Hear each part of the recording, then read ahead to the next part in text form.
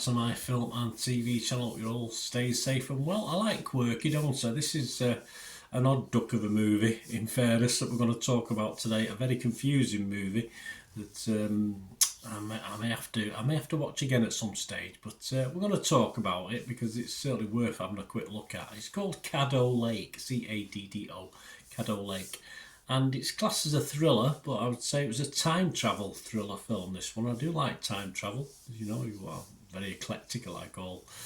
One of my favourite things is Star Trek, of course. Lots of travelling through time and time shifted in that. And this is written and directed by Celine Held and Logan George. It stars Dylan O'Brien, Eliza Scanlon, Caroline Falk, Lauren Ambrose, Eric Lang, Sam Hennings and Diana Hopper. And this probably explains the quirkiness and unusualness and difficulty in watching this. It's produced by M. Night Shyamalan. So do I need to say too much more? His Blinding Edge Pictures company have put this together.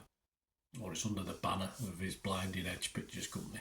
And it's released on Max. So if you've got Max, it's on October the 10th. I'm doing this review on October the 14th, 2024.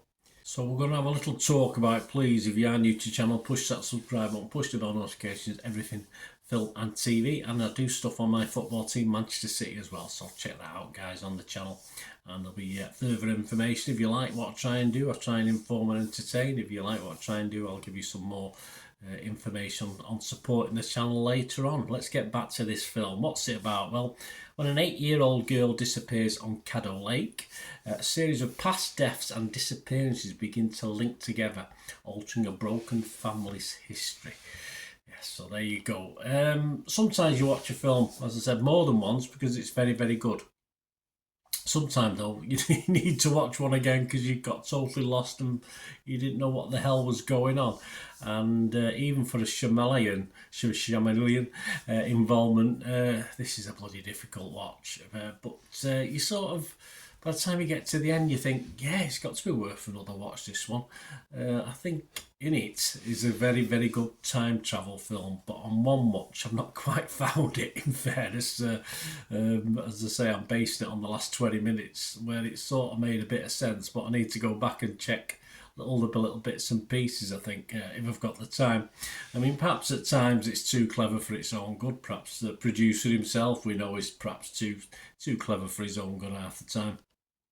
But others do appear as confused as me. It's not just me, not just my old adult brain struggled with this one.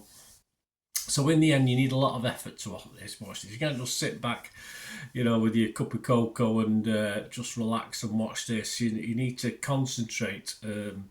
I want to be entertained by a movie. I don't necessarily need to think of need a doctorate in physics or wormholes or whatever it is to understand the film. But the saving grace, and this is what's kept me watching, even though I was a bit confused, a great cast, some great parts taken in this, some great characters.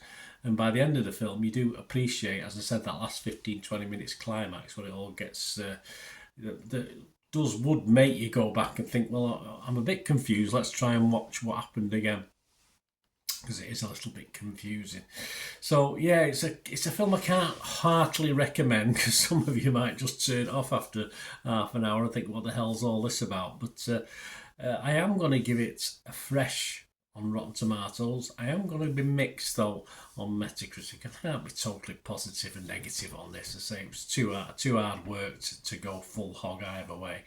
But I will give it a watchable 6 out of 10 because I think it is watchable.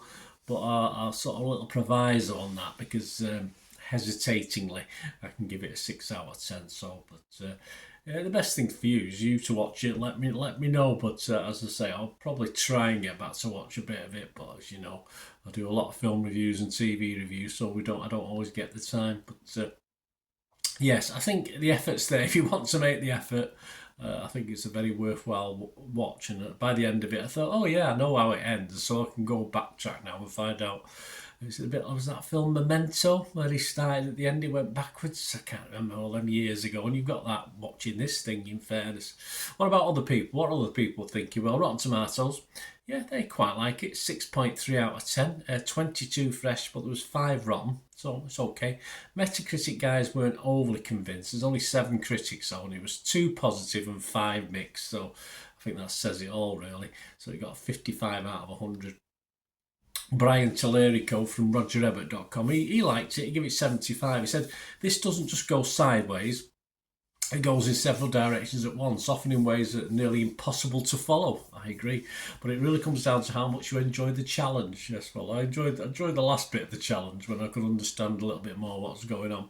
Matthew Jackson from Looper website give it 6. He said, it is quite simply a well-intentioned film that gets lost in the swampy wilderness of its own convoluted plotting and twisted character work, until all that's left is murky water. See how his bit sounds negative, doesn't it? But he give it 6 out of 10. So it's not a total. I think my view's a bit like me actually with this one.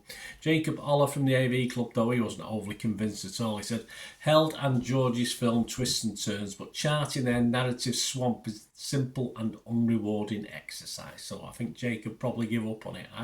I never give up on it because I think there's something in there. Just a matter of finding it, digging down and finding it.